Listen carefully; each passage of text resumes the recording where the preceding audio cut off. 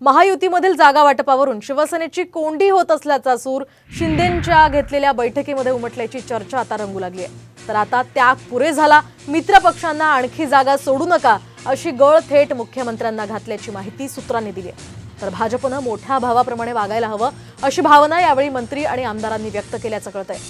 दरम्यान एकनाथ शिंदे आणि अजित पवारांचा सन्मान राहील अशी भाजपची भूमिका असल्याचं चंद्रशेखर बावनकुळे यांनी यावर म्हटलंय।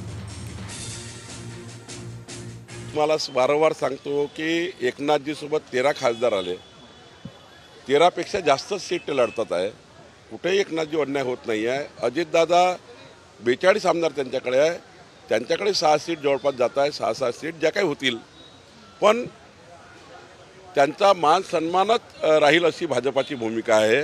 त्यांच्या कुठल्याही पक्षांतर्गत विषयामध्ये आम्ही नाही आहे, पण शेवटी महायुतीमध्ये जिंकण्यासाठी आम्ही सारे बसून काम करतो आहे।